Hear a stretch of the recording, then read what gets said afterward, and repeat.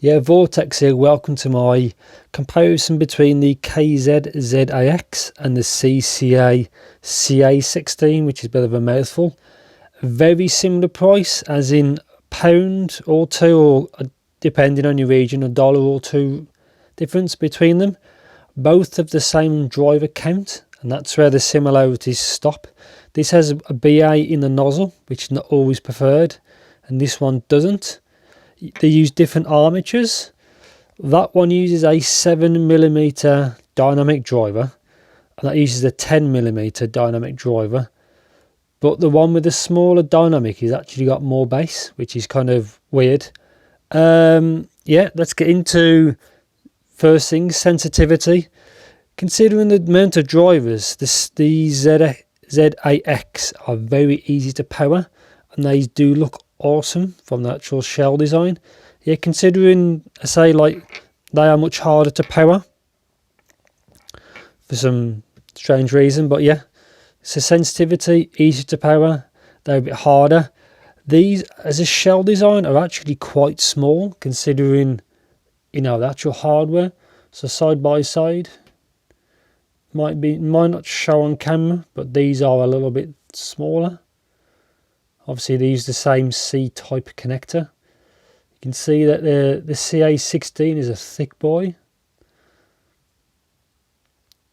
Different kind of shell. See, it's quite thick. To be honest, I had no issues with either. And this one only comes in black, which is a shame. It seems a little bit cheaper in construction than that. This also has vents on the back. This has nothing, just the ones on the inside. Just one there. Very simple build. Let's get to like the tips. They've gone for very different type of tips. Obviously, everyone who knows KZ knows these. And these seem to use a lot of the ones that tend to be on their TWS. I personally don't have any issues, but some people did. No issues, say, with the tips. So yeah, costs are near enough the same. Different drivers inside, but same driver count. I like to see where KZ and CCA go from here, because that's a lot of drivers in one shell. Now, considering this is not actually very big. Comfort, again, to comfort, no issues at all. Considering these are big, so again, I had no issues with comfort. I think these felt a touch more secure. I think because of that there, I think helps. Like on the ZSX, it helps a little bit with that. I'm not sure what it's called, but it does help, I think. But some people didn't like that. It caused them discomfort. So that might be a reason why they've took it from here. Just show you to the camera. This also comes in like a blue, which I think looks a little bit cheaper. I like that this is quite subtle, and that's quite subtle. It's a shame you can't see the drivers, but on this one, the dynamic driver's roughly here, and the armatures kind of surround it, so there's not much here. But as you can see, they're a bit more spread out, and there's obviously a balanced armature in the nozzle. These both look good in person. This one is kind of, I'd say, plain, but these things do look good. You can actually see what you're paying for, as you can see. Sound, so this is obviously the main difference, because obviously the price is so close. These are both V-shaped, but they're achieved a little bit differently. So the ZAX, so many different letters, they get so confusing. The ZAX, with the bigger dynamic, actually has less bass, like mid bass. It's a little bit less. This with the smaller driver is actually got more. So obviously they've done some magic in the crossover to achieve, you know, their required results. That's good or bad. This is all opinions as well. A lot of people don't like Head 5, for example, and other people like these. And then you got the other people who like these. So it's just, you know, the sound that picks your preference, really. So yeah, with a mid bass, this is a little bit less than those. Good or bad, that's up to you. Obviously, that's if you're more of a bass head, that's more towards your preference. I'm happy either way. You know, it's not no big deal, to be honest. They both got good sub bass. They're not sub bass monsters. These are the other ones that can do that job better. But for the average consumer, in the low end, these are perfectly fine. Like no issues, like at all. Where they get different is the upper mids. This is where these can be a bit shouty, but it depends if you like that or if you don't like that. These the upper mids are a bit more restrained, which is why I personally prefer. Some people like that, some people don't. So singing, for example, female vocalists, they are more not visible. It's more pronounced on the ZAX than these. I kind of prefer that. It sounds a little bit more natural, if you can understand. When it's a bit too boosted, I'm not too keen on that, but that's just, again, my preference. But if you do like female vocals, that's probably the better choice. Obviously, depending on, you know, if they may have a deeper voice, may have a brighter voice. But for example, if you do like vocals forward, they're more forward on those than on those, for example. Treble, really. These are slightly more than those when you start to get to the treble region. Even though they do have a smoother sound, it's kind of weird because they don't have the upper mid peak. So those sound brighter than those do. But I think around 10k there is a spike.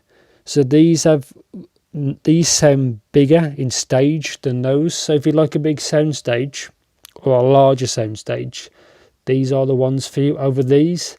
I think in complex stages, like music instruments or like complex parts of music, I think these seem to fare, the ZAX seems to fare a little bit better than the CA16s. As you said, obviously the crossover is different, these different armatures. I think it seems a touch better in complex music is probably the best way, when there's a lot going on. And this, I think, seems to mask poorer recordings a little better. The CA16s do. Just from my testing. Isolation, I think the CA16s are better a little bit than these, obviously, because these aren't sealed. See if we get the light on it. I don't think I can. You can probably just see there. But yeah, but because they're open, hopefully that makes, what's the best way to describe it? Hopefully that the drivers don't have any issues like moisture or condensation or anything like that because they're open. Hopefully they're fine. I know TRN have had issues with driver failure because of moisture. Mine are fine at the moment. Imaging, I think, was pretty good on both. It probably seems a touch better on those. I mean, like a little bit. Already mentioned sensitivity. They're easy to power. CA16s are a bit harder. I've tried these with the TRN BT20S Pro, which is another mouthful, which I received the day of this video, and that powers these fine, but obviously that will have its separate review.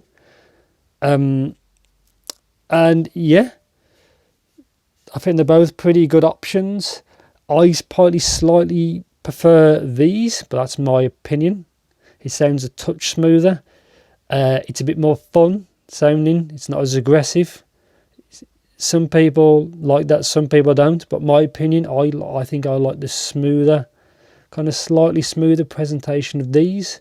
I think they've both done a good job of both, considering you get 8 drivers for like 40 something pound, which is crazy really for, you know, the value for money on both of these is very good. Obviously these sound quite different to something like this. These aren't a bad set either, but different kind of design. But yeah, as hybrids, I think they're both good. I think they are better than their predecessors, the ZSX and the C12. I think they are a step up in probably refinement. I'm still not keen on putting an armature in the nozzle. It makes it seem a little bit shouty, but that's my opinion. I like to see though, like I said earlier in the video, what they do next as hybrids. We know KZ is releasing the ASX, which is a 10BA unit. I think it's around £80 when I last checked. It's still on pre-sale because it's not out yet. But 10BAs aside, that thing's going to be crazy. Then hopefully CCA do something similar, but we'll see. I think these are both, let's get to the end of the video, these are both good options. You just pick which, suits you. And I think that's it. Anything else you want to let me know, just as usual in the comments. I think they're both good options. I'll probably be keeping both of these for quite a while. I think they're both good. And I like to see, like I said before, where they go from here. And what these would be like compared to that 10BA flagship, as we call, that's coming out. And their cheaper one, the ASF, which is, I think it's another 5 drivers, 5 BAs. So it would have been similar to the AS10 that's been out for a year or two. Unfortunately, I sold my AS10s a while back, so I can't compare the 5 BAs to the 5 BAs, but then that's it. But yeah, I think that covers it all. Yeah, anything you want to know in the comments. Yeah, if you like what I do, if you give me a subscribe, give me a like, that'd be much appreciated. That helps me keep going through these times, and stay safe out there. Chi-Fi. So 32 drivers all in that space. 32. That's crazy compared to what it used to be. But yeah, take care.